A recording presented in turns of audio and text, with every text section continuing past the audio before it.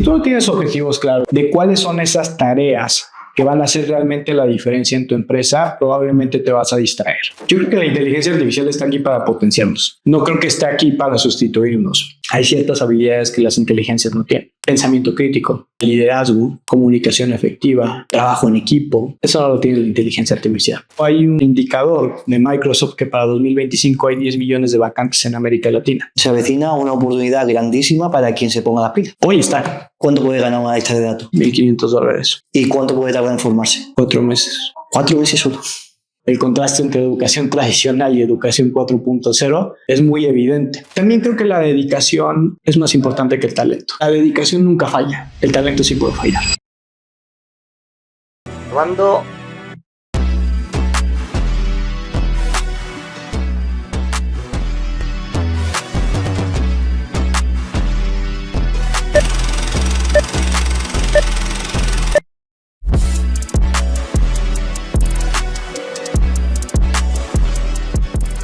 Héctor, ¿qué es la inteligencia artificial y cómo puede aplicarla un emprendedor hoy? Mira, la inteligencia artificial hoy se conoce como tecnología, aunque realmente su origen viene desde los años 50 o 60. Es más un tema matemático que un tema tecnológico.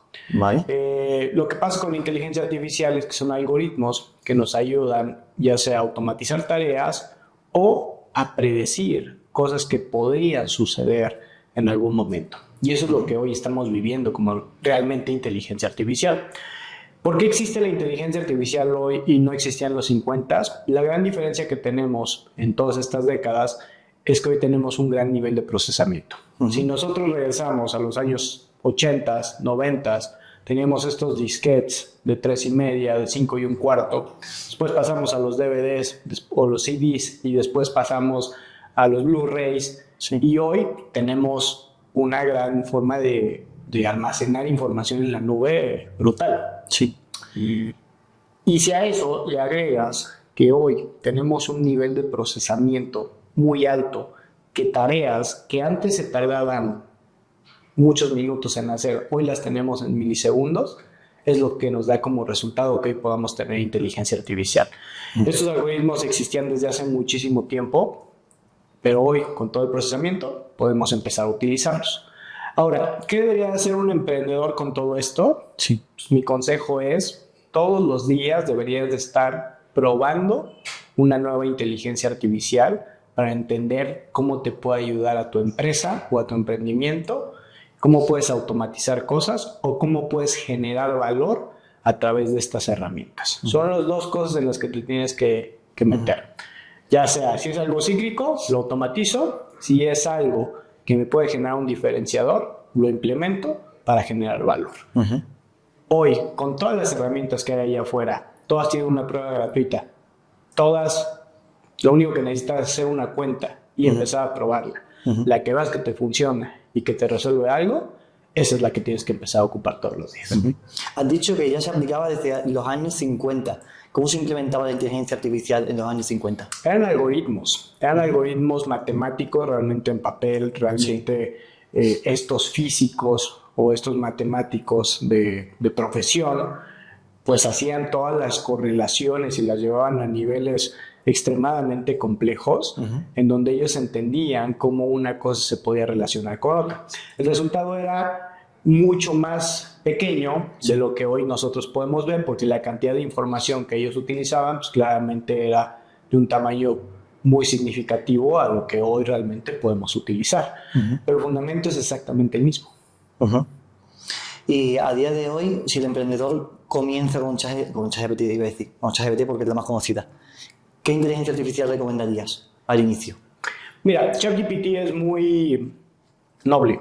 Es muy noble porque utiliza esta tecnología que se llama lenguaje natural, que es básicamente el trasladar la manera en la que nosotros nos comunicamos con la manera en la que la máquina entiende algo. Entonces, al ser tan bondadoso utilizando este lenguaje natural, pues nosotros podemos implementarla de manera bien sencilla. Y creo que estas herramientas que tienen este tipo de tecnología de lenguaje natural, ya sea Gemini, ChatGPT, Cloud, son las más sencillas de implementar y las que todos los días deberías de estarle preguntando algo para poder tomar una mejor decisión. Algo tan absurdo como decidir cuáles tenis me voy a comprar, si son mejores para running, si son mejores para el gimnasio, y que te dé los beneficios de cada uno de ellos y una comparativa puede ser la diferencia entre que hagas una mejor compra o una peor compra. Y si eso lo trasladas al mundo profesional, pues también vas a tener un montón de beneficios, porque entonces puedes tener un juicio de acuerdo a alguien externo, una opinión que no siente, no piensa y tampoco decide, pero sí predice. Entonces, eso te puede dar una potencia mucho más grande de la que tú en tu mente, con tu procesamiento natural como ser humano, estamos bastante limitados. Entonces, esto nos va a potenciar y nos ayuda a tomar mejores decisiones. ¿Y esto cómo te presentas? ¿Cómo? ¿Cómo te presentas tú? Yo soy Héctor Sousa, soy experto en tecnología y educación. Tengo 2 empresas, una muy enfocada en el desarrollo de software, ciencia de datos e inteligencia artificial, que se llama MB Innovation Lab. Y tengo otra empresa que se llama Intelectia, que está muy metida en el sector educativo, cambiando la vida de los profesionales a través de enseñarles tecnología de clase mundial para que puedan acceder a mejores oportunidades laborales. Hoy tenemos 2 temas súper interesantes, inteligencia artificial y formación. Y como emprendedor, ¿cómo gestionas estas 2 empresas? Tienes que darte tiempo para ambas y tienes que ser muy preciso en cuáles son los objetivos que tienes que lograr. Si tú no tienes objetivos claros, si no tienes esta visión específica en el corto, mediano y largo plazo de cuáles son esas tareas que van a hacer realmente la diferencia en tu empresa, probablemente te vas a distraer. Cuando tú las tienes bien específicas, y te hablo de que tienes 3, 2 o 1, es más que suficiente para estar totalmente enfocado. Y eso te quita un montón de paja alrededor, entonces te enfocas en lo que realmente importa, en lo que realmente quieres, en lo que realmente crees que te va a generar valor. Entonces, teniendo bien claras esas prioridades, tú puedes tener estos 2 grandes proyectos trabajando con las personas correctas claramente que te van a ayudar alrededor y siendo muy claros con ellos de decirles cuáles son esas cosas que queremos lograr para que entonces eso pueda suceder. Entonces, lo más importante de un director general, de un CEO, es que sepa hacia dónde va, que lo pueda transmitir al equipo y que no se distraiga y que se enfoque 100% en eso, porque entonces el resultado va a llegar. Vale. Vamos a hablar también un poquito más adelante sobre estructura de negocio, gestión de equipo, liderazgo, porque yo creo que tienes muchísimo que aportar con los 2 monstruos que tienes de empresa. Claro. Volvemos a tema de inteligencia artificial. ¿Proyectos que desarrolláis? Mira, la inteligencia artificial depende mucho de qué queremos, es decir, si queremos implementar o queremos desarrollarla, ¿no? Sí. ¿De qué depende? Depende de, desde mi punto de vista, de qué tan del core de la empresa es eso que quieres impactar. Sí. ¿A qué me refiero? Siempre hay un cuestionamiento. Es comprar, construir o compartir. Sí. Son las 3 cosas que tenemos o las 3 opciones que tenemos cuando queremos implementar inteligencia artificial. ¿Cuándo compras? Cuando alguien ya está utilizando inteligencia artificial y tú estás un poquito abajo en nivel de servicio o en nivel de calidad. Perdona, ¿con comprar te refieres a comprar un producto de inteligencia artificial para igualarte con la competencia? Exacto, vale. Exactamente. Cuando quieres llegar al mismo punto que la competencia, compra, porque eso te va a dar un nivel de velocidad mucho más alto y vas a poder llegar a competir tú por tú. ¿Sale? Vale. ¿Quieres compartir o quieres cuándo compartir o cuándo traer un socio? Cuando quieres crecer. Cuando alguien más tiene cierta ventaja competitiva, tiene una comunidad, tiene otro tipo de habilidades que tú no tienes, entonces asóciate con alguien para que puedan tener un beneficio conjunto. ¿Cuándo tienes que construir? Cuando realmente lo que quieres afecta lo principal que haces en tu empresa, que afecta el modelo de negocio, que afecta la operación diaria, que le va a generar un valor tremendamente grande, porque eso es tu ADN. Y cuando es el ADN de tu empresa, sin duda, inteligencia artificial te va a llevar a un nivel mucho más alto. Pues es curioso porque cuando has dicho construir, yo estaba pensando producto o servicio, pero estás hablando del propio negocio en sí. Puede ser. Poniendo foco en ti para que cuando creciendo por dentro vas a crecer hacia afuera, que es el producto o servicio, al fin y al cabo. Exactamente. Si pones el foco en ti, que es como un vaso que rebosa y llena el resto de que serían los clientes, proveedores, colaboradores, ¿no? Exactamente. Es que nosotros tenemos que ver la inteligencia artificial como algo transversal. No lo podemos ver únicamente como algo hacia el cliente, sino que lo tenemos que ver como algo que afecta a toda la organización. Puedes afectar tus procesos internos, los puedes empezar a automatizar por medio de inteligencia artificial, y eso, en consecuencia, le puede dar un mejor nivel de servicio a tus clientes.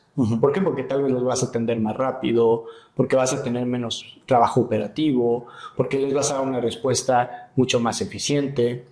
Y no necesariamente te enfocaste en el cliente, pero sí te enfocaste en un proceso tuyo. Ahora, si te enfocas en el cliente y le otorgas un chatbot que le va a dar cierta información de manera muy puntual y va a ser muy rápido, eso le va a quitar trabajo a la gente operativa. Entonces, es un tema donde lo tenemos que ver holístico y no nada más lo tenemos que ver como que afecta una parte, sino que realmente afecta a toda la organización.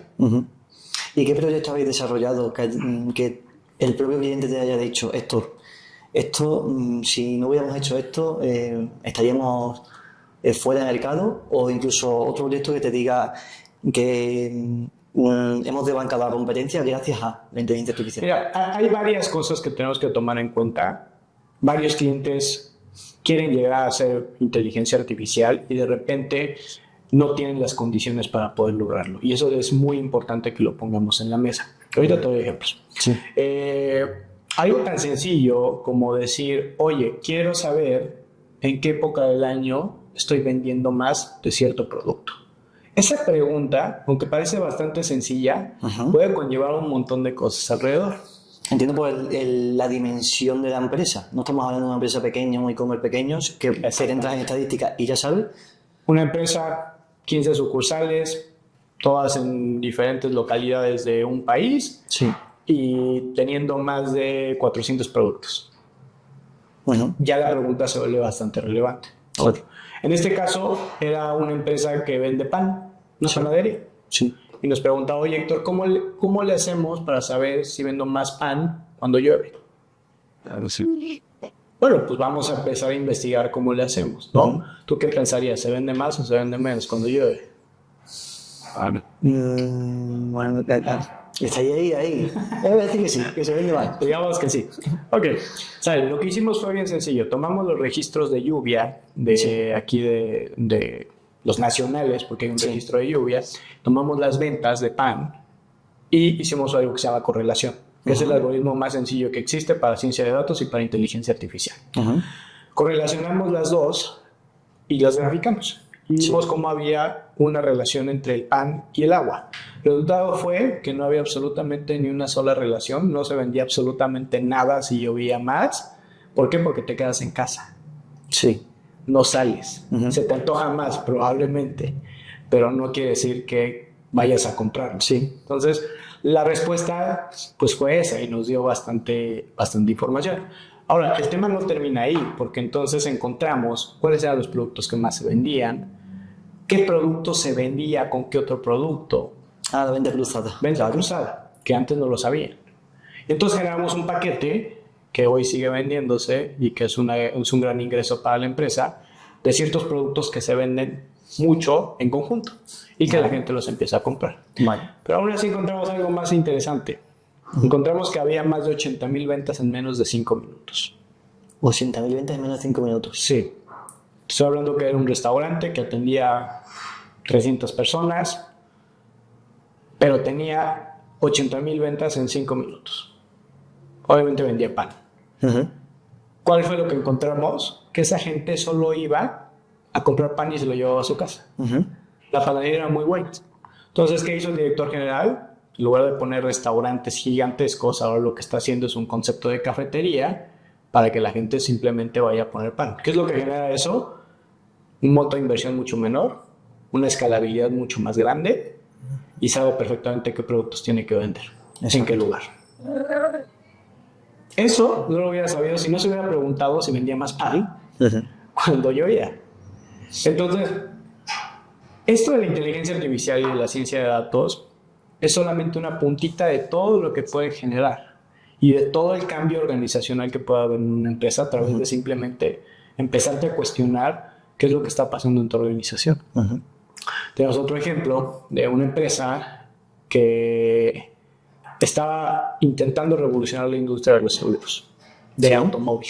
Y decía, ¿cómo la revolución? Bueno, pues es que lo que tenemos que hacer es que los indicadores de una póliza de seguro no tendrían que ver con cuántos accidentes hay de cierto automóvil, sino que realmente tendría que haber un estadístico por conductor. Entonces, ¿qué pasa si tú empiezas a analizar qué también maneja un conductor? ¿Y cómo analizas eso? Sabiendo qué tanto frena, qué tanto va en exceso de velocidad, qué tanto curva tan rápido. O sea, ¿llenas de sensores un coche para recoger todos los datos que puedas o cómo? No es necesario, en tu celular tienes toda esa información. Ah, bueno, claro, con el GPS. Con el GPS, con el acelerómetro, con la parte de dirección del teléfono. Toda esa información la podemos obtener. Entonces lo que haces es que haces un algoritmo que califica qué tan bien o qué tan mal manejas.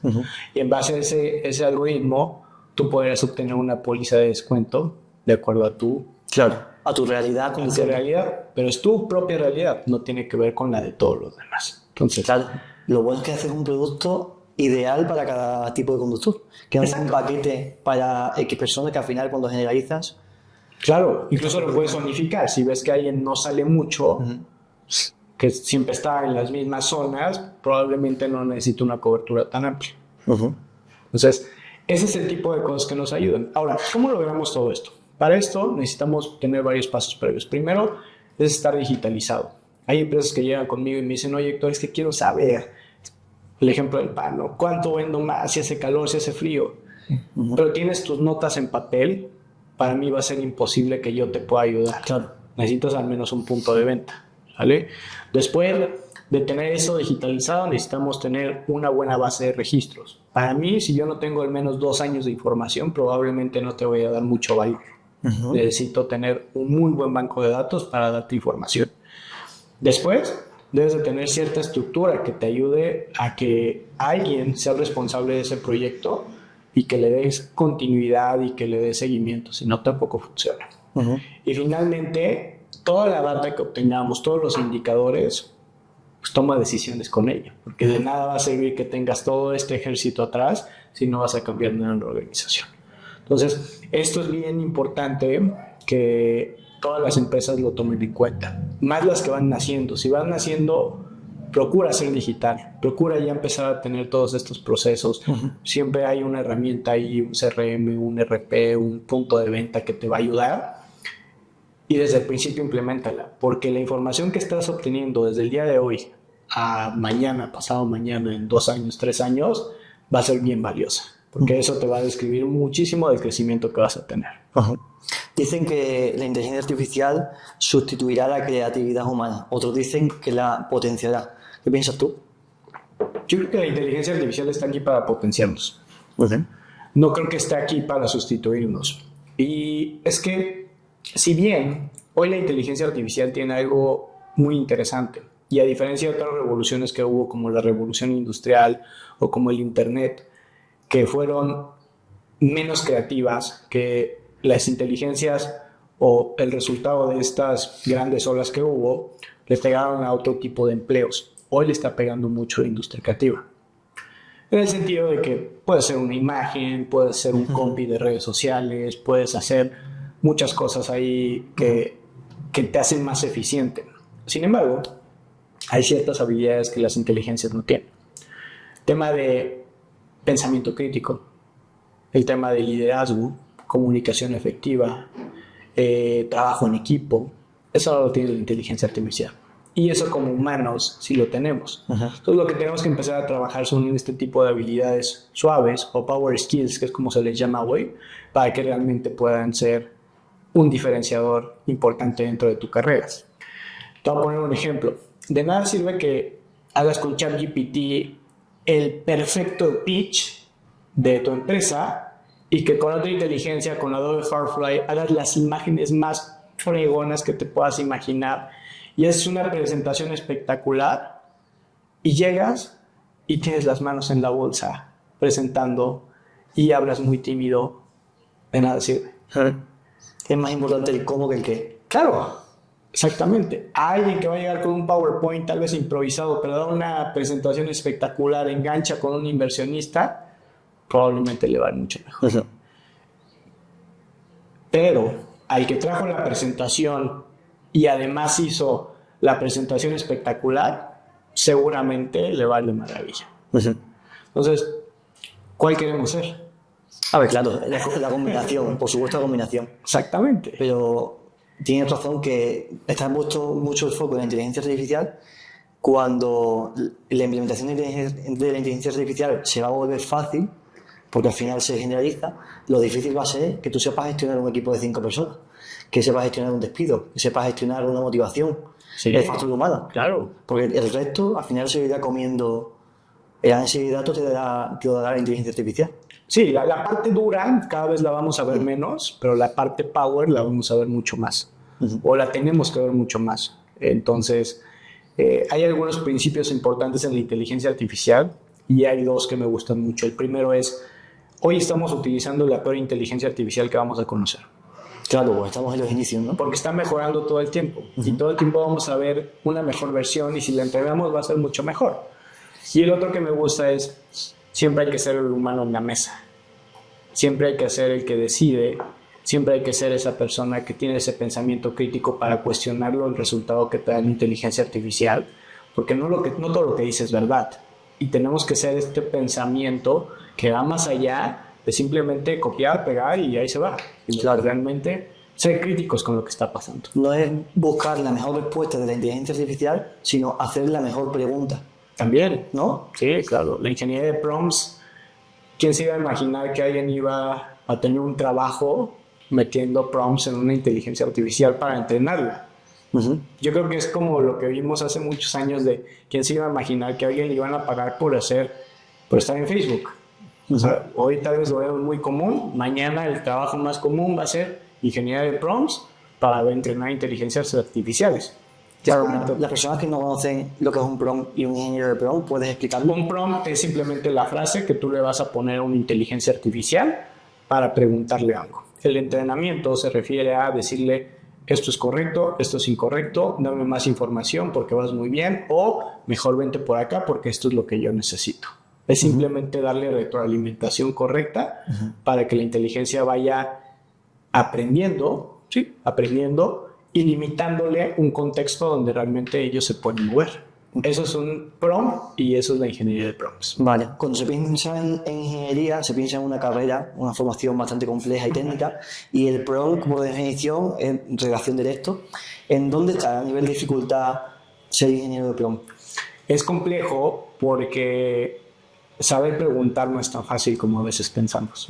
¿Cuál es el perfil ideal de un ingeniero de prompt? Yo creo que es alguien que tiene buenas habilidades de comunicación, es alguien que entiende no técnicamente ni profundamente cómo funciona la inteligencia artificial, pero sí entiende cómo lo que pregunte le puede afectar el resultado. Te pongo un ejemplo. Sí. No es lo mismo decirle a alguien, a ChatGPT, oye, necesito una campaña de marketing para un restaurante en una playa de Oaxaca. O ChatGPT, eres un hippie que anda en Bermudas y te gusta el estilo gótico y tienes que hacer una campaña para un restaurante que está en una playa de Oaxaca. El resultado va a ser totalmente diferente, simple y sencillamente por el contexto que le estás poniendo. Entonces, tener esas habilidades de comunicación para poder definir perfectamente qué es lo que quieres a la inteligencia artificial no está fácil. Y hay que tenerlo también todo el tiempo. O sea, tienes que ser muy observador porque eso al final es analítico. Siguiendo el ejemplo del restaurante, es claro. visualizarte en ese restaurante y ver lo obvio que ve todo el mundo, pero sobre todo lo que no ve el resto o donde no pone foco, ¿no? Exactamente. Sí, eso es lo que te hace la diferencia, ¿no? El otro día estaba leyendo un caso de una persona que estaba haciendo un concepto de restaurante también, pero querían implementar una patente para obtener lava de un volcán. Una patente para obtener lava de un volcán. Y ¿cómo digas le preguntaron a ChatGPT, oye, necesitamos un concepto de restaurante de tal forma, en Texas, que obtenga esta patente. Bueno, el resultado fue que les trajo un concepto de carne asada con brasas y todo muy rojo. O sea, ¿cómo puedes traer estos conceptos que parece que no tienen absolutamente nada que ver Sí. y te pueden generar un concepto totalmente diferente? Ujú. Eso es lo que tenemos que entrenar. Porque la parte dura, la parte del resultado, ya lo obtenemos fácilmente. Ujú. Pero ¿cómo le hago para yo preguntarle cosas diferentes y que me dé resultados diferentes? Eso es lo que realmente importa ahora. ¿Cómo visualizas la evolución de la inteligencia artificial a 1, 3, 5 años? Yo creo que apenas lo estamos entendiendo, como todas las olas importantes, así como pasó con el Internet, que tuvimos una curva de aprendizaje bastante grande. Hoy estamos en el punto donde la expectativa es tremendamente alta. Después vamos a bajar a decir, esto no sirve para mucho, y después se va a estabilizar. Pasa con absolutamente todo, pasó con el Bitcoin, pasó con el Internet, ahorita va a pasar con esto, hasta que entendamos bien cómo va a funcionar. Va a ser muy útil para casos muy específicos, eso es seguro, y sí va a revolucionar el mundo de muchas maneras, pero también le tenemos que poner límites, que es algo en lo que también se está trabajando. Todavía no está claro temas éticos, legales, quién va a tomar las riendas, pero seguramente va a suceder, ¿no? Es algo como lo que pasó en Internet con toda la piratería, todo esto, igual tiene que suceder con esta parte. Vienen muchas cosas nuevas que van a revolucionar, que no es tanto como un ChatGPT, Por ejemplo, Computer Vision, todo lo que tiene que ver con las cámaras, que nos van a permitir hacer temas más predictivos, temas más analíticos. Estaba viendo, por ejemplo, una escuela y está implementando una tecnología para saber el estado de ánimo de sus estudiantes, si están felices, si están tristes, si están deprimidos. o sea, parametrizas todo el rostro. Todo el rostro. Y con eso sabes cuál es su estado de ánimo. Tengo entendido que la mayor evolución o el mayor avance en inteligencia artificial es en imagen, porque traduce todo lo que ve a ceros y unos y encuentra patrones similares. Exacto. Exactamente. Justo así funciona. Eso es el fundamento técnico. Vale. Y está perfecto que lo pusiste muy fácil. Está padrísimo. Entonces, Computer Vision va a ser un boom en todos los aspectos, ¿no? Ya hoy hay aerolíneas en donde no necesitas sacar el pasaporte y ya nada más con tu rostro ya pasas. Este tipo de cosas van a ser bastante interesantes. Lenguaje natural también va a seguir evolucionando a ya no verlo tan robotizado, más humanizado. Eso también va a ser importante.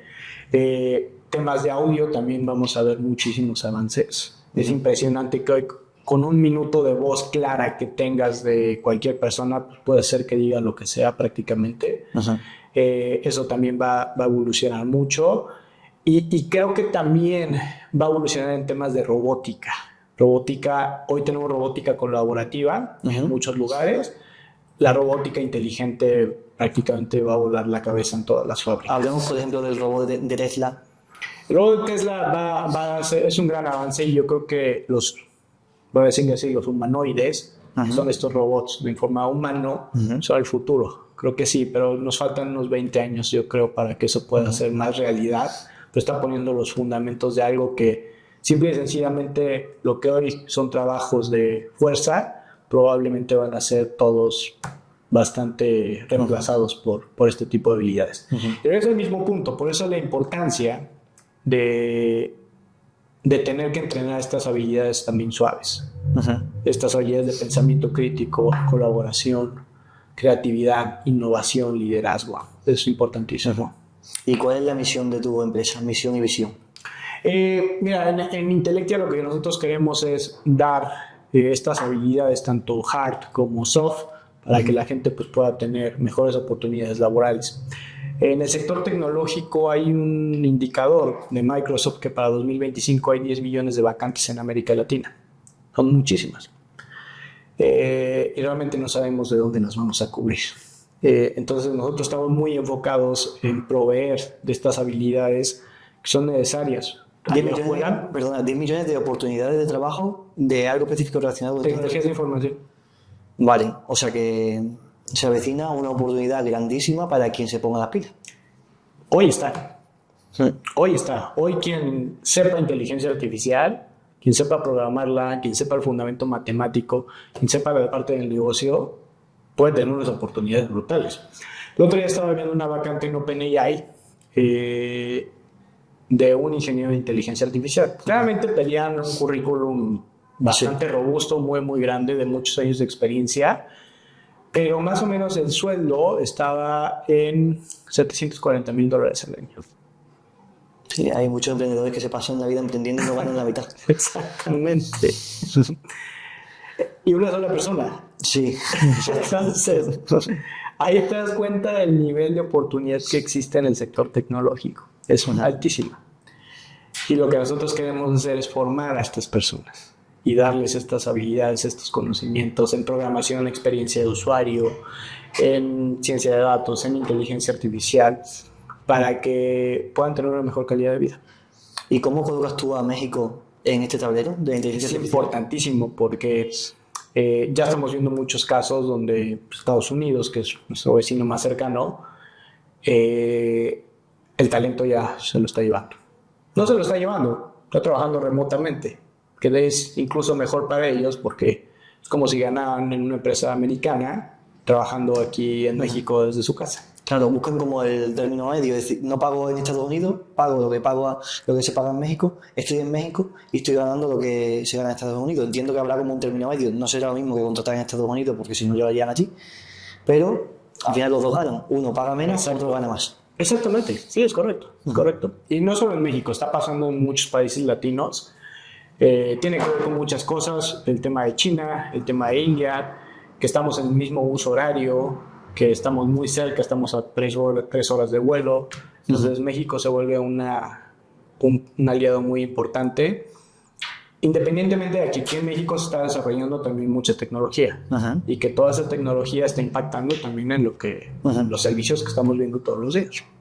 La inteligencia artificial ha llegado a las 8 de la mañana, que ya tenemos en todas partes, y siento, o bueno, más bien veo que muchas empresas sienten que se están como quedando fuera, y esto acaba de llegar. Tú que trabajas con empresas y proyectos de inteligencia artificial, ¿a qué nivel de desarrollo estamos? México todavía nos falta. Creo que tenemos que sentar primero algunas otras bases como las que te dije de digitalización, de análisis de datos, para llegar ya al tema de inteligencia artificial. Creo que podemos aplicar herramientas existentes muy rápido, pero desarrollarlas todavía estamos un poquito lejos de llegar a hacerlo. Es importante que empecemos a tener una cultura más abierta hacia el tema de AI, una adopción mucho más rápida, porque hay otros países que lo están haciendo muy bien. O sea, India es el top en temas de aplicación de inteligencia artificial laboral. Aquí en México, Estados Unidos, todavía lo estamos viendo más como un tema de entretenimiento. Y eso está mermando un poco el rendimiento que podremos tener si realmente lo estuviéramos utilizando para otro tipo de generación de valor. No quiere decir que está mal el verlo como un entretenimiento, para nada. ¿A qué te refieres que está centrado en entretenimiento? Sí, nosotros somos más curiosos para preguntarles qué voy a desayunar hoy. Vale, pensaba que te referías al sector de entretenimiento. No. Literal, Simplemente por curioso, por ver qué me responde. Pero no usándolo como herramienta básica y crucial en el desarrollo de un proyecto. Exactamente, que eso es lo que realmente tenemos que empezar a cambiar. Porque algo que va a hacer la inteligencia artificial y pasó con el Internet es que está generando competidores globales como OpenAI. Entonces, estos competidores globales, ya no importa el lugar en donde estés, ya no importa de la ciudad de donde vengas, si tú generas algo que cree tanto valor, se va a ir a todo el mundo. Y eso es importante que lo empecemos a analizar y pensar y ver cómo lo aprovechamos. ¿Y qué necesitas para desarrollar una inteligencia artificial desde casa? Mira, creo que depende del nivel que lo quieras hacer. Si quieres empezar a probar, necesitas un nivel básico de implementación de inteligencia artificial. Hoy hay muchas herramientas que te permiten hacerlo, incluso herramientas que no tienen código, pero que sí necesitas un entendimiento de la tecnología. Entonces es importante entender cómo funcionan los patrones de ida y de regreso para que puedas interpretarlos de manera correcta y conectar las herramientas. Si te quieres ir un poco más profundo, si necesitas saber un poco de código, de programación, Python puede ser una herramienta muy sencilla que tiene una curva de aprendizaje muy chiquita y de ahí pues te puedes ir a otros temas más complejos. Un equipo robusto de inteligencia artificial debe tener matemáticos o actuarios o físicos, cualquiera de esos 3 perfiles. Debe tener programadores para poder hacer todos los algoritmos que los matemáticos normalmente diseñan. Y 3, debe haber alguien que sepa de negocios para poder implementar toda esa tecnología en algún lugar donde genere mucho valor. Uh-huh. Eso es un equipo muy robusto de inteligencia artificial. ¿Y por qué decidiste crear este proyecto? A mí me encanta ver cómo la educación le puede cambiar la vida de la gente. Uh-huh. Y para mí, ver que alguien puede tener una mejor oportunidad laboral solamente por aprender algo desde su computadora y desde la, vamos a decirlo, desde la comodidad de su casa, y que le pueda cambiar la vida no solo a él, sino a su entorno, a su familia, a mí me llena muchísimo. Y es lo que más me hace feliz. Entonces, por eso yo hago este proyecto, porque yo soy una persona que vivió esto. Yo vengo de un pueblito aquí cerca de la Ciudad de México, bueno, como a 40 minutos, una hora, y no había muchas oportunidades de desarrollo. Y en 11 años, todo lo que ha cambiado mi vida gracias a la tecnología es impresionante. Es impresionante. Y quiero compartirlo. Quiero compartir esto y que a más gente le pase y que más gente pueda cambiar su vida y que le pueda ir muy bien y que también su familia le vaya muy bien y que sea el eje de algo que tal vez pueda ser un efecto multiplicador. Uh-huh. Buen proyecto que tienes entre manos. ¿Empezaste hace 2-3 años, puede ser? Sí, Intelectia empezó hace 2 años. ¿Empezaste tú solo, con socios? Empecé con un socio. Sí. Esta idea la tengo desde hace varios años. Yo llevo en el sector educativo 7 años, porque empecé a dar clases desde hace mucho tiempo en algunas universidades, y desde ahí me llamó la educación. Empiezo este proyecto, bajo una ronda de inversión ya con un poco más de experiencia y todo. Algunos inversionistas confían en mí y dicen, bueno, pues vamos a darle. Ajá. Hago el proyecto un poco más grande de lo que yo había pensado. Sí. Y en estos 2 años pues, hemos impactado a más de 2,000 personas. Entonces ha sido algo muy positivo. Cada fin de semana recibimos entre 60 y 80 personas en nuestro centro de entrenamiento aquí en Reforma, en la Ciudad de México. Y aparte tenemos capacitaciones en empresas, capacitaciones en línea también en otras ciudades, y la verdad es que ha ido bastante bien. En muy poco tiempo hemos tenido muy buenos números. Eso es un arma de doble filo, porque el tener muchos años para crecer te da tiempo de reflexión. Yo creo que alcanzar altas velocidades de golpe tienes que ser súper resolutivo. Me gustaría ganar esos 2-3 años desde tu socio y tú. ¿Y cuántos empleados tenéis ahora? En Intelectia somos 12 personas, sí. Vale, ¿y cómo habéis ido...? Bueno, no, perdón, el proyecto de inteligencia artificial. No, de inteligencia artificial. En MB, en la fábrica de software, somos 18 personas. Sí. Y ahí estoy yo solo. Vale, ¿y eso empezaste hace 3 años? 11 años. 11 años. Vale, ¿y cómo has ido evolucionando hasta ahora? Esta es una gran historia, porque yo empecé a hacer sitios web, páginas web normales, Sí. HTML, CSS, Sí. aprendí en un libro de estos amarillos de For Dummies. Sí. Yo aprendí a programar ahí. Mis compañeros de la universidad se enteraron que yo sabía hacer páginas web, y de repente el papá de un amigo tiene un negocio y me decía, oye, necesitamos una página web, tú sabes hacerlo, Hablamos 2013, ¿no? Ayúdanos. 2013. Sí, 2013. Vale. 2013. Estás haciendo página web. 2013 hago páginas web, después me empiezan a pedir sistemas para procesos, automatizar algún proceso. Base de datos, ¿no? Por ejemplo. Sí, puede ser una base de datos, puede ser un proceso de cobro, un punto de venta, temas de eso. Después salen las aplicaciones móviles. Y las aplicaciones móviles me dijeron, oye, ¿sabes hacer apps? Pues no, pero ahorita investigamos cómo se hacen. Entonces empecé a hacer aplicaciones móviles. Y después me pidieron plataformas, que eran las combinaciones entre los sistemas y las aplicaciones. Vale. Entonces hice plataformas. Perdona, Héctor, ese crecimiento, esa evolución en servicio, 2013 empiezas con web, 2013, ¿cuándo empiezas a implementar todo lo demás? No tardé. Fue muy rápido. Sí, fue muy rápido. 2015 más o menos empecé a hacer apps, 2015-2016, sistemas empecé a hacerlos en 2014, y plataformas yo creo que fue 2017. ¿Todo boca a boca? Todo boca a boca, absolutamente todo boca a boca. Hicimos después plataformas, después hicimos ciencia de datos, porque ya empezaba a hablarse de ciencia de datos, empezamos a hacer dashboards, sacar indicadores, OKRs, KPIs, todo eso, y después vino inteligencia artificial. Entonces, ha sido un camino muy largo en el que nos hemos adaptado, y lo más importante de esta historia es la adaptabilidad que hemos tenido, porque gracias a eso seguimos existiendo. Porque si yo hoy, 2024, si siguiera haciendo sitios web, estaría fuera. Probablemente estaría fuera. O no tendría una empresa del tamaño de la que hoy tengo. Hoy, después de todos estos años, puedo decir que tenemos más de 300 proyectos exitosos, presencia en 7 países en tecnología, oficina en Estados Unidos, oficina en México, proyectos en Europa también. Entonces, si no nos hubiéramos adaptado a lo que el mercado nos estaba pidiendo y a estas nuevas tecnologías que han salido de manera rapidísima y que las hemos sabido agarrar y aplicarlas, seguramente no existiríamos. Y yo creo que es parte del ADN del equipo que hemos conformado y que ese equipo sabe perfectamente que si mañana sale algo nuevo, tenemos que empezar a ver cómo se hace porque seguramente alguien va a venir a pedirnos. Claro, tienes que ir de antes. Hay un punto de inflexión en el emprendedor cuando es autoempleado que ya pasa a hacer negocio, empieza a sumar personas a su equipo. Sí. En tu experiencia, ¿cuál es el primer perfil que debe contratar un emprendedor?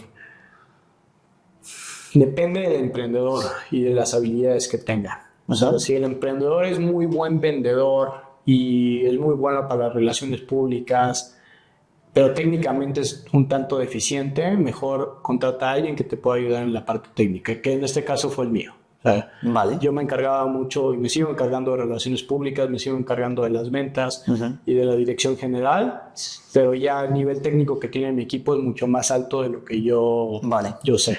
Entonces, en el punto de inflexión real que yo tuve fue cuando hoy mi CTO llegó a la empresa y técnicamente yo me tuve que desvincular un poco, simplemente entendiendo los conceptos y entendiendo qué era lo que estábamos vendiendo para poder salir hacia el mercado, ¿no? Si es opuesto, entonces si eres muy técnico, busca a alguien que se encargue de las relaciones públicas y de la parte comercial para que entonces puedas crecer, porque si alguien técnico quiere hacer absolutamente todo, seguramente no va a escalar. Y llevándolo a tu experiencia personal, que empezaste de 1 a hoy 12, ¿cómo fue el proceso de contratación? ¿Cómo fuiste incorporando a personas? ¿En qué te fijaste? Hoy me fijo ya en muchas cosas, o sea, me fijo en... Y de hecho aplico esta frase de contrata lento, despide rápido, porque es importantísimo ver qué pieza vas a traer al equipo. Y si esa persona que va a venir contigo, primero va a entrar dentro del entorno de trabajo que ya tienes, o sea, dentro de estas 18 personas que somos, ya tenemos una cultura, ya tenemos una organización, ya tenemos ciertas costumbres en cuestión de herramientas, en cuestión de la manera en la que trabajamos, en la calidad que le ponemos. Todo eso es importante evaluarlo para que sí haga fit con la organización. Si no, pues va a salir muy pronto o otros miembros del equipo van a salir también. Entonces hay que cuidar mucho el equipo. 2, necesitamos cuidar también mucho el tema de las habilidades duras, en el sentido de que conozca perfectamente cuáles son estas tecnologías que nosotros utilizamos y que ellos también deben de saber, como mínimo. Hoy tenemos sí cierto grado de experiencia, algunos años dentro de la industria. Y para mí también es importantísimo entender qué es lo que quieren al futuro, porque si yo quiero un equipo de alto rendimiento, no puedo tener a personas que no estén pensando que el día de mañana van a ser mejores. O sea, tienen que estar pensando en que van a ser mejores todos los días, en que tienen una expectativa mucho más grande de su trabajo, que tal vez no saben muy bien para dónde, pero sí entienden perfectamente que tienen que crecer. O sea, la característica básica es la ambición, ¿no? Sí, totalmente. Que tiene como connotaciones negativas erróneamente, porque al fin y al cabo, si no tienes ambición, ¿cómo vas a crecer, no? Claro, y lo mitigas con otras herramientas. O sea, puedes mitigar con el coaching, puedes mitigar un poco con el resto del equipo, que te ayuda a aterrizar un poco. No puedes tener un equipo de soñadores, porque si no también... Claro, tienes que tener todos los perfiles. Sí, sí, sí. Hay que tener también personas que nos ayuden a estar en la realidad y que nos digan, a ver, esto sí se puede, pero primero necesitamos esto, más estructurados. Eso también es bien importante. Al principio, en las primeras contrataciones, ¿qué es mejor desde tu punto de vista? ¿Estás tú? ¿Necesitas ayuda? ¿Qué es mejor? ¿Contratar a una persona todóloga como tú? Mejorando comunicación porque hablas con una, empeorando resultados porque no es experta en todo, o empezar a delegar en pequeños expertos en cada materia. Yo prefiero los pequeños expertos en cada materia. Creo que las personas que tienen más rango, cuando vas empezando, no son tan útiles. Vale. En el sentido de, el rango es importante cuando quieres dirigir a un equipo, cuando quieres tener un poco más de liderazgo, cuando quieres... Vale. Cuando quieres administrar el equipo completo. O sea, estas personas que tienen rango son buenísimas para eso, porque conocen un poquito de todo y entonces entienden y conocen y saben manejar a las personas. Pero cuando vas empezando, lo que quieres es quitarte tareas tú.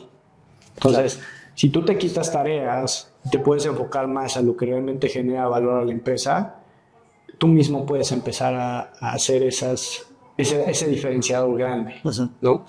Y entonces las personas especializadas lo que van a hacer es que te van a empezar a quitar chamba. Te quitan chamba. Y eso te ayuda a ti. Hay como un miedo al delegar, por el hecho de tengo tanto trabajo, si delego, al final entrego un trabajo del que no tengo nada. ¿Cómo se debe calcular bien esos costes para que esa persona cuando delega siga teniendo rendimiento? Es difícil, es muy, muy, muy difícil y creo que mucho tiene que ver ya con experiencia. Ajá. Nosotros hoy sabemos que cuando contratamos a alguien hay un riesgo inmenso de que puede ser que no funcione.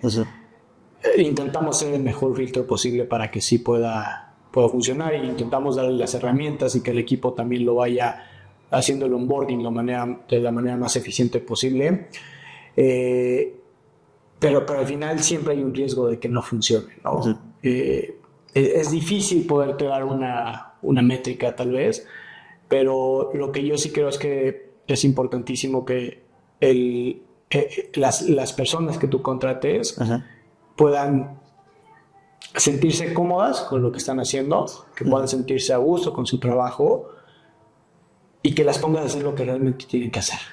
Porque si de repente las distraes con cosas que no son como de su expertise, probablemente van a estar muy incómodas y no te van a dar el resultado que tienen que dar. ¿Cómo dices tú de 1 a 12? ¿Contrataciones que fuiste haciendo y por qué?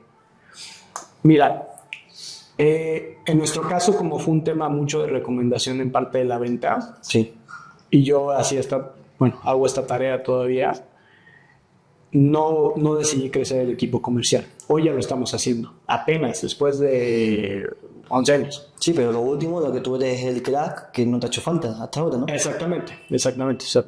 Entonces he contratado mucha gente técnica en la parte del backend, del frontend, algunos científicos de datos, administración.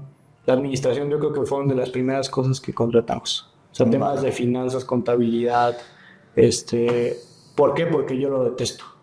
Entonces yo detestarlo y no querer hacerlo es mejor que alguien que sí le gusta le meta tiempo en esa parte. Por ponerle orden y número, o sea, empezaste tú, la primera. Técnicos. Técnico, 1, 2, 3. Como 5. O sea, pasaste de tú, tenías tanto volumen que podías meter 5 y... Tenemos demasiado trabajo y necesitamos manos. Vale, o sea, estabas tú y 5 más técnicos. Sí. Después, administración. 1, 2, 3 personas, con una te valía para poner orden.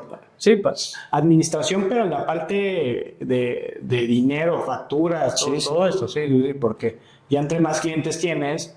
¿Todo eso hacías tú entonces? Al principio lo hacía, sí, claro, al principio lo hacía, ¿no? Después contratamos servicios, o sea, más temas de los nuevos servicios como ciencia de datos y todo, gente más especializada también. ¿No? Después contraté operaciones. O sea, un project manager que gestionase el equipo, ¿no? Exactamente, sí, sí, operaciones. Y ahorita ya estamos en temas comerciales. Y el equipo técnico crece y decrece dependiendo del número de proyectos que tengamos. ¿Y te ves saliendo del negocio para que opere solo? Sí, totalmente. Sí, mi objetivo es yo no sé el director general para siempre, sino tener una persona que lo pueda hacer. Vale. Bien, le hemos dado caña al proyecto de inteligencia artificial. Tenemos ahora otro sobre la mesa que es formación.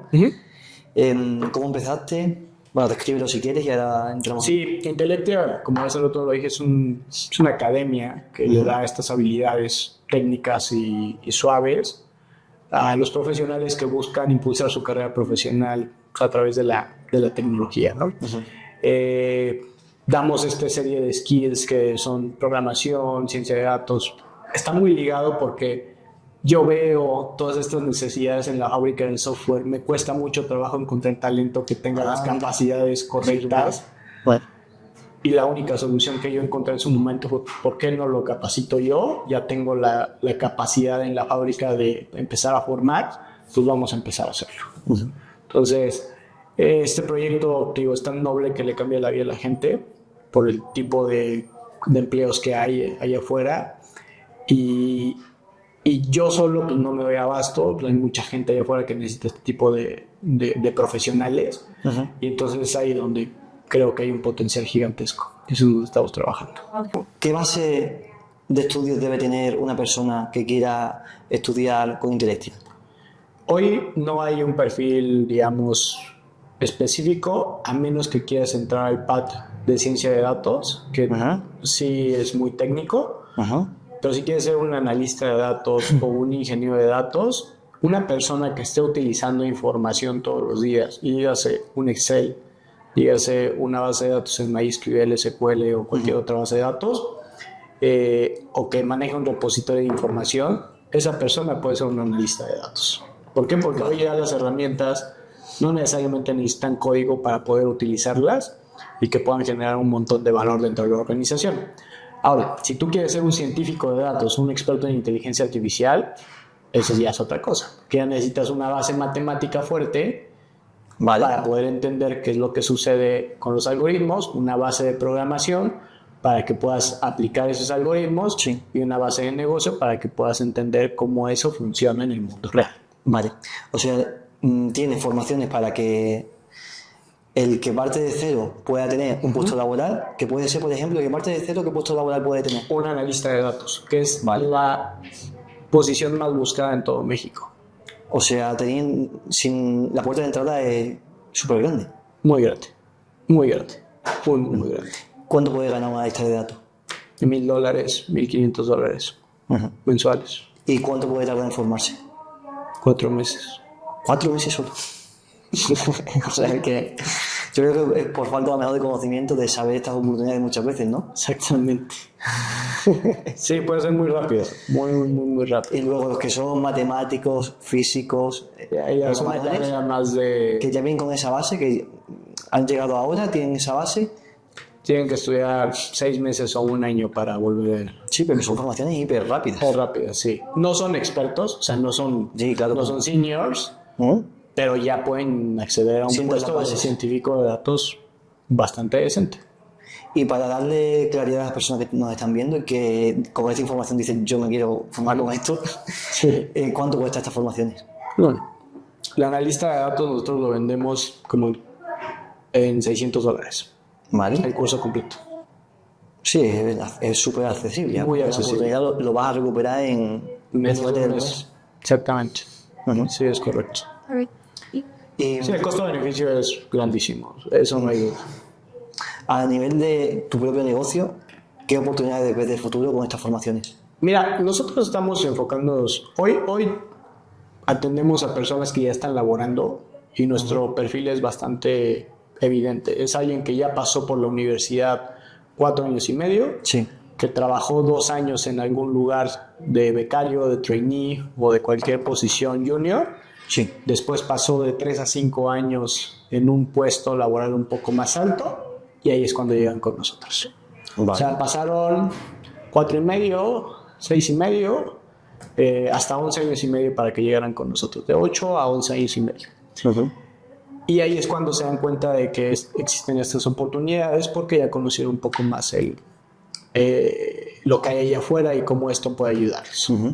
Entonces, hoy atendemos a este grupo de personas y es maravilloso poderles cambiar la vida. Sin embargo, yo creo que tenemos que llegar antes. Entonces, estamos trabajando mucho para que en el 2025 nosotros podamos llegar a personas en una etapa mucho más temprana, incluso desde la universidad, para que entonces este camino no se conviertan en 11 años, sino se conviertan en 4. Claro. Y entonces esos 6 años realmente los aprovechen y creen una carrera espectacular. Entonces yo creo que el futuro está por allá. Creo que el futuro también tiene que ver con todo el tema de educación 4.0, que es algo que no todos están implementando, que no todo el mundo está aplicando y que deberíamos de estar pensando ya en ello. ¿Podríamos definir la educación 4.0 y desarrollar este tema, por favor? Te lo voy a poner con un ejemplo que todos conocemos. Y vamos a contrastar educación 4.0 contra educación tradicional. La educación tradicional llega Javi a su salón de clases a las 7 de la mañana con sus compañeros de clase, van a tomar matemáticas 1. Todos están enfrente viendo al profesor. El profesor da una lección que tiene un currículum rígido de lecciones que tiene que dar, de conocimientos que tiene que dar. Da la clase, asume que todos están aprendiendo exactamente igual, deja una tarea. Javi quiere preguntar, pero no hay tiempo porque nada más tiene 1 hora de clase y ya se tiene que ir a física. Entonces, regresa a su casa, hizo eso durante 5 horas, 6 horas, sabe que tiene que hacer tarea, no entiende muy bien los conceptos, pero tal vez el libro le va a ayudar. Regresa al otro día y vive la misma realidad. La educación 4.0 está Ana. Ana abre su iPad, encuentra una lección que está adaptada a su nivel de aprendizaje, un video, lo revisa, lo ve, encuentra dudas, llega al salón de clases, su profesor la junta con alumnos que están en su mismo nivel académico, en su mismo nivel de aprendizaje. Les pone actividades en conjunto, todos aprenden al mismo nivel y le preguntan las dudas al profesor para que les pueda ayudar. Ana termina su día, va a la siguiente clase, regresa a su casa, empieza con un proyecto personal, ahí encuentra una plataforma que le va dando información sobre su proyecto personal, le va dando trazabilidad y le ayuda a aplicar todo lo que aprende en el aula. Ella está muy segura de que está aprendiendo, mientras que Javi tal vez está muy preocupado porque no sabe qué hacer con todo ese conocimiento. El contraste entre educación tradicional y educación 4.0 es muy evidente. Y la gran diferencia que tenemos entre los dos es la adaptación. La adaptación que puede haber de la educación hacia el alumno y no al revés. Que nosotros nos estemos adaptando a algo que probablemente no nos va a servir o que no conocemos bien o que nos va a provocar un retraso en otro tipo de materias. Entonces, eso es lo que nosotros estamos trabajando mucho. Nos estamos metiendo muchísimo a la educación 4.0, el tema de microlearning, que son pequeños aprendizajes muy enfocados, y el tema de casos, para que entonces todo lo que veas... ¿Caso práctico te refieres? Sí. Todo lo que tú veas... O sea, una pequeña teoría y aplicas. Pequeña teoría allá afuera existe. Y lo vas a estar aplicando. Entonces estamos cambiando todo el modelo de aprendizaje. Sí. Y eso es lo que creo que todo el mundo debería estar haciendo en todas las instituciones. ¿Qué piensas de la educación pública y tradicional y cómo crees que debería implementar ya la educación 4.0? Creo que esta pregunta me hicieron en Ecuador. Apenas fui a dar una conferencia a la Universidad de Ambato. Sí. Hablé de este tema de educación 4.0 y me preguntaban, oye Héctor, somos una institución pública, ¿qué hacemos para realmente poder implementar todo esto? Y lo primero es cambiar la visión estratégica de no quedarme en el esquema tradicional, sino realmente empezar a hacer algunos cambios y tener paciencia, porque esto no va a ser rápido. Esto salió apenas hace algunos años atrás y no podemos implementar lo que salió hace 1 año o 2 años de manera inmediata. O sea, necesitamos ser un tema progresivo de pequeños avances que nos permitan ir implementando poco a poco esto. Lo malo sería que no estemos ni siquiera abiertos a hacerlo y que ni siquiera nos estemos documentando de qué está pasando allá afuera, porque eso sí va a causar un gran problema. Que también puede ser una gran oportunidad para quien sí lo haga. Dependerá de qué lado lo quieras ver.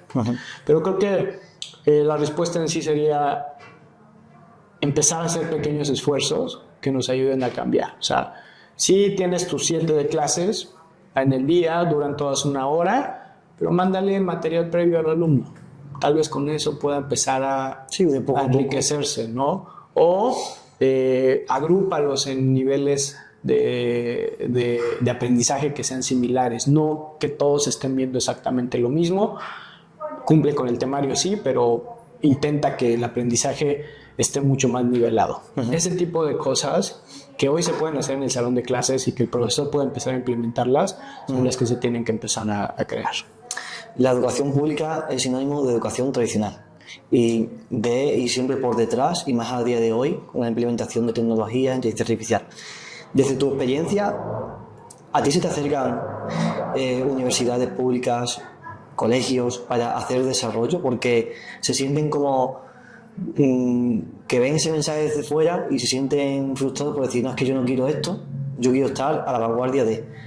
¿Se te acercan o no se te acercan? Sí, claro, sí. Tanto de las dos empresas, ¿no? Tanto de la fábrica de software como de esta, hay empresas que me buscan y que quieren que les ayude, que les consulte, que les dé alguna asesoría o un plan total de años de poder cambiar las cosas.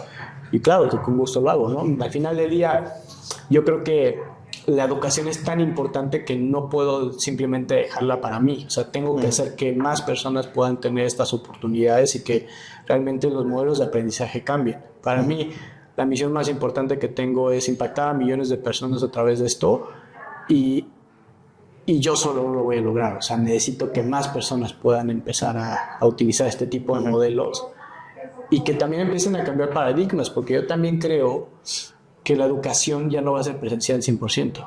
Creo que los esquemas híbridos van a ser mucho más interesantes. Creo que el ir al salón de clases a platicar con tu profesor, a rebotar ideas, a hablar con tus compañeros, a fortalecer estas habilidades suaves, estos power skills, van a ser tremendamente importantes. Lo técnico lo vamos a resolver con ChatGPT preguntándole. Toda la experiencia, ¿no? Y esa la tiene que trasladar el profesor. Tú estás continuamente observando talento. ¿En qué te fijas para decidir a un líder, a una persona talentosa? Yo creo que es una serie de habilidades. Para mí, en mi industria, el fundamento técnico es importante, más no una profundización muy fuerte. O sea, ¿por qué es importante el fundamento técnico? Porque es relevante entender cómo se hacen las cosas, es relevante saber cuánto tiempo te tardas en hacerlas, es relevante saber qué recursos necesitas para lograr un proyecto. Eso es importante y es técnico, totalmente técnico. No quiere decir que tengas que saber absolutamente todos los algoritmos, no, pero sí necesitas saber estas cosas. Ahora, es más importante que para un líder sepa comunicarse bien, sepa presentar ante un cliente, sepa vender, sepa administrar un equipo. Eso es bien importante. Y eso es la diferencia entre alguien que se va a quedar en una posición técnica contra alguien que va a escalar a una posición gerencial o direccional. Cualquiera de las dos cosas. ¿Y qué tipo de ejercicio o cómo gestionas esa entrevista para detectar esas habilidades en un talento? Mira, al final siempre se notan. O sea, alguien que se desenvuelve bien frente a una entrevista, que te platica un poco más, que tiene una visión un poco más alta, se nota profundamente. Y con algunas preguntas también pues, te vas dando cuenta del tipo de respuesta que te pueden dar, ¿no? ¿Qué harías en ciertas situaciones? ¿Cómo actuarías en caso de que, no sé, tienes una crisis y el cliente está molesto? ¿Qué haces, no? Ese tipo de cosas son importantes. Irlas viendo y detectando, ¿no? Al final, lenguaje corporal también dice mucho de las personas. Son cosas las que nos tenemos que fijar. Esto, por ir terminando, si pudieras volver al 2013, ¿qué errores que has cometido en este camino te gustaría haber sabido en ese momento? Yo he cometido muchos errores, ¿no? Algunos de ellos tuvieron que ver con algunos socios que tuve, que tenían algunos skills similares a mí, que de repente no hacíamos diferencia. Ajá. Algunos otros socios que también en algunos proyectos no aportaban tanto valor y de repente me recaía mucho la operación. Ese tipo de cosas hay que tenerlos muy, muy, muy presentes. Hay que tener mucho cuidado con quién nos asociamos. Hay que tener mucho cuidado con que la persona con la cual queramos hacer un negocio sea complementaria a ti, que no sea muy similar, que tenga esta serie de habilidades y skills que te ayuden a proyectar un negocio, más no hacerlo más chiquito. Es importante. Contrataciones también me he equivocado mucho. Hoy por eso tenemos un filtro bastante robusto. Eso también es importante. Y una de las que también me ha costado mucho es la administración. A veces Héctor es demasiado soñador y de repente cree que los proyectos van a salir muy bien.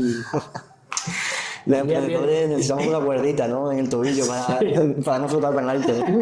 Sí, de repente se arriesga mucho y bueno, siempre el riesgo tiene esas dos vertientes, ¿no? Que te vaya muy bien o de repente no tan bien y pues ni modo, hay que pagarlo. La famosa pregunta, ¿el emprendedor nace o se hace? Qué difícil. Yo creo que se puede hacer, creo que sí nace, pero no está peleado hacerse. O sea, creo que hay gente que nace con el don y con estas habilidades y estas cosas que hacen que pueda ser un emprendedor nato. Lo existen. O sea, sí hay quien desde chavito se les ve y andan haciendo negocio en la primaria y dices, oye, yo estoy jugando, ¿no? Al fútbol en el receso. Pero también creo que la dedicación es más importante que el talento. Ya sé. Creo que el trabajar todos los días por un objetivo, creo que el levantarse, echarle ganas, buscar tanto un resultado, siempre va a hacer que llegue. O sea, la dedicación nunca falla. O sea, Eso es un hecho. El talento sí puede fallar.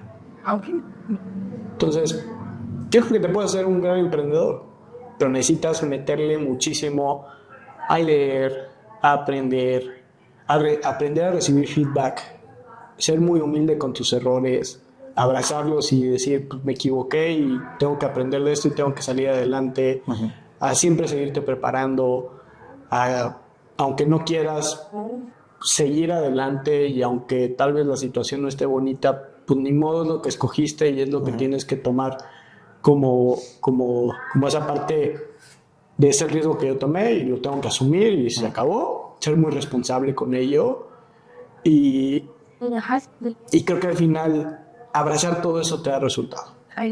está claro que el esfuerzo y la disciplina es algo que no es negociable. No, nada. No es negociable. Tienes que tenerlo sí o sí.